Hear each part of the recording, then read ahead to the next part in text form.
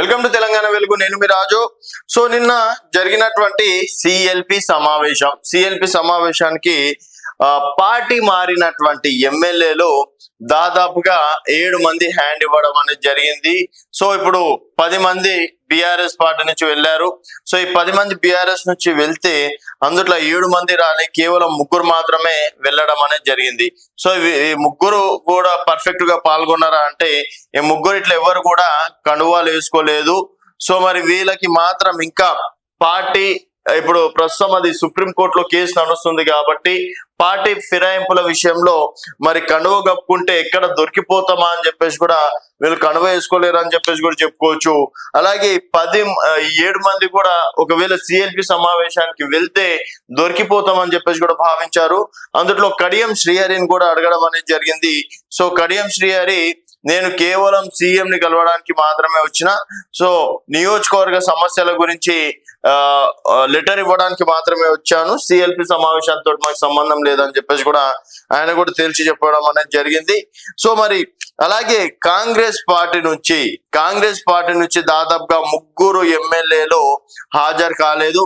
ఆ 3 ఎమ్మెల్యేలు ఎవరెవరంటే ఒకరు మంత్రివర్గంలో రేస్ లో కీలకంగా ఉన్నటువంటి వివేక్. సో సెకండ్ వన్ వచ్చేసి ప్రేమ్ సాగర్ రావు ఈ మధ్య కాలంలో అందరికన్నా సీనియర్ నేనే. ఆదిలాబాద్ లో ఈరోజు కాంగ్రెస్ పార్టీ ఉన్నదంటే అది కేవలం నా వల్లనే. ఆ రోజు బట్టి విక్రమార్క కావచ్చు, తర్వాత ఇంద్రవెల్లి మొట్టమొదటిసారిగా రేవంత్ రెడ్డి పిసిసి అధ్యక్షుడు అయిన తర్వాత ఇంద్రవెల్లి సభని సక్సెస్ చేయడంలో కూడా నేను కీలక పాత్ర పోషించిన. అలాగే బట్టి విక్రమార్క గారు పాదయాత్ర మొదలు పెట్టినప్పుడు కూడా అక్కడ భారీ బహిరంగ ఏర్పాటు చేయడంలో కూడా నేను కీలకంగా వివరించడం అనేది కూడా జరిగింది.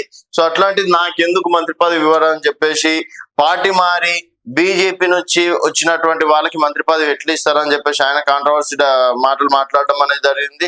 తర్వాత కోమటిరెడ్డి రాజగోపాల్ రెడ్డి ఈ మధ్య కాలంలో జానారెడ్డిని ఏకంగా ధృతరాష్ట్రంతో పోల్చడం అనేది జరిగింది. సో వారు కూడా సమావేశానికి రాకపోవడం తోటి కేవలం మంత్రి పదవుల విషయంలోనే అలిగారా, లేకపోతే మళ్ళీ రేవంత్ రెడ్డి గారు ఏమైనా క్లాస్ తీసుకుంటారు, అందరు ముంగల్ని వార్నింగ్ ఇస్తే బాగుండదని చెప్పేసి వెళ్ళలేరా, లేకపోతే ఇంకేదైనా కారణాలు ఉన్నాయా? ఇక్కడ చూసుకుంటే 3 కారణాలు చెప్పడం అనేది జరిగింది. ఒకరు విదేశాలు, ఒకరు పర్సనల్ పనులు, ఒకరు ఆరోగ్యం బాగాలేదని చెప్పేసి కూడా చెప్పుకొచ్చారు. సో ప్రస్తుతం నిన్న సిఎల్పి సమావేశంలో ఈ 3 రాకపోవడం పైన ప్రస్తుతం హాట్ టాపిక్ నడుస్తుందని చెప్పేసి కూడా చెప్పుకోవచ్చు. సో ఈ 3 ఎవరికి మంత్రి పదవి ఇవ్వాలనేది మీ అభిప్రాయాల కింద కామెంట్ రూపంలో తెలియజేయండి. చూస్తూనే ఉండండి తెలంగాణ.